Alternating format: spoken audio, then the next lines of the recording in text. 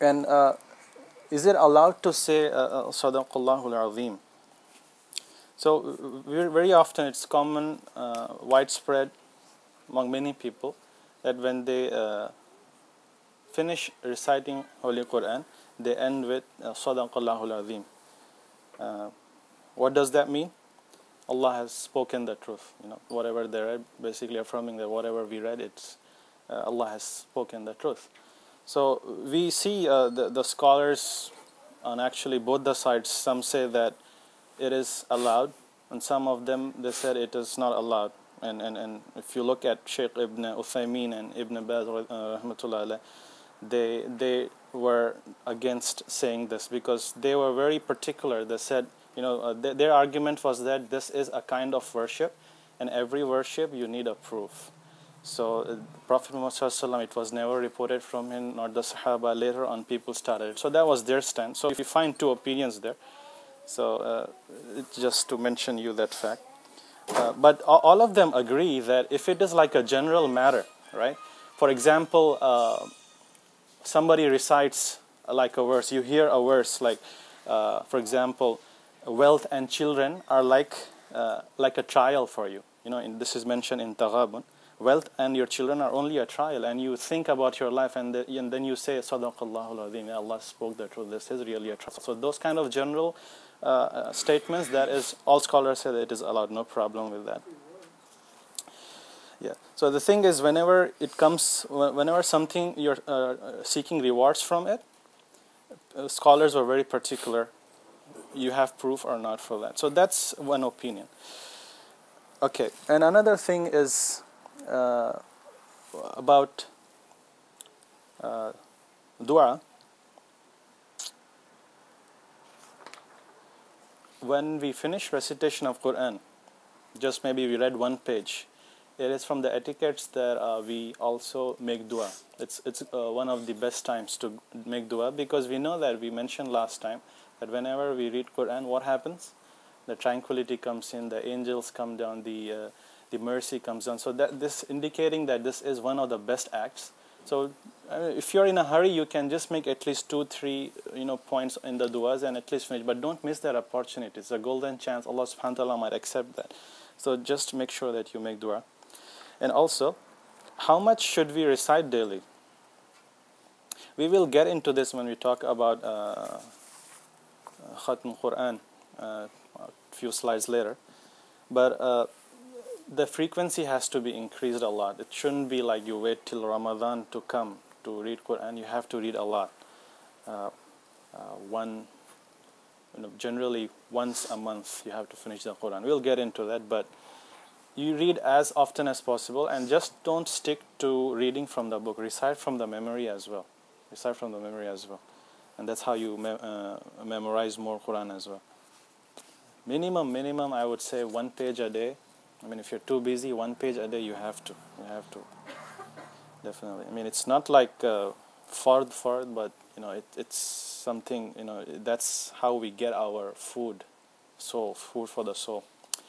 And also,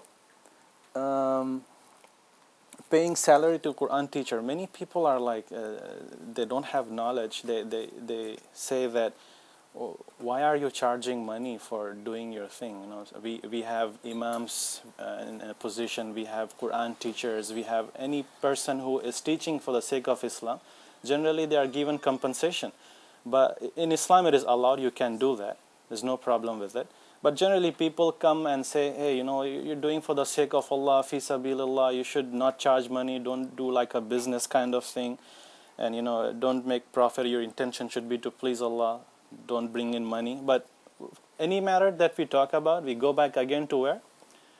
We see Prophet Muhammad ﷺ, we look at what the Sahaba used to do. Can we get some clues from their lifestyle and what their strategy was? And we see something similar to this.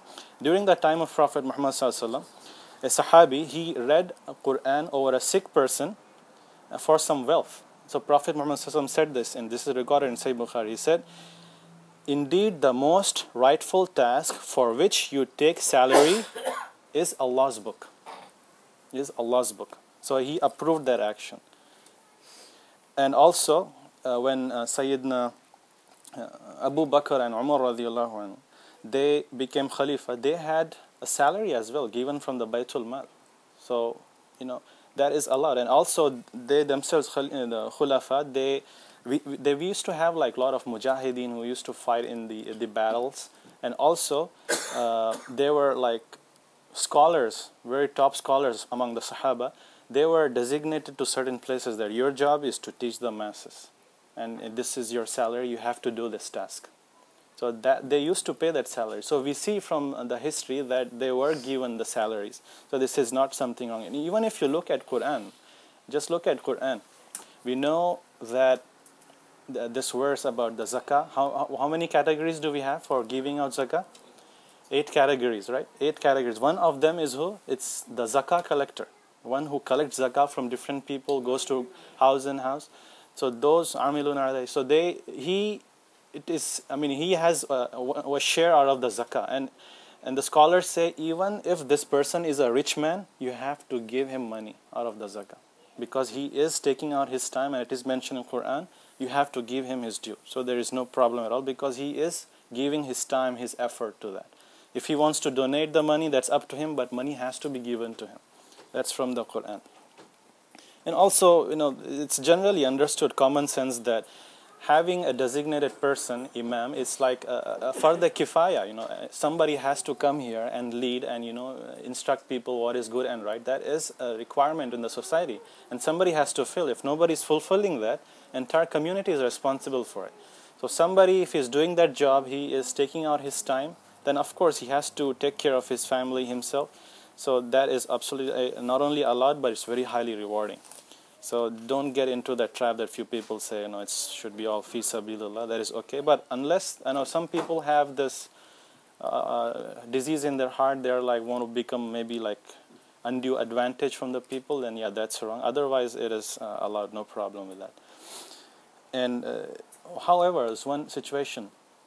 You see sometimes that people hire these Qur'an reciters, probably like when somebody dies, they're like professional Qur'an reciters. You pay them money, they come to your house and they recite. The scholars, the unanimous consensus that this is not allowed. This is not allowed at all. You cannot allow this to happen because now this kind of money is going in for a wrong purpose. It has to be, the reason should be always educational purpose. That's the bottom line. If it is education purpose, then the money is okay. Otherwise, it's not.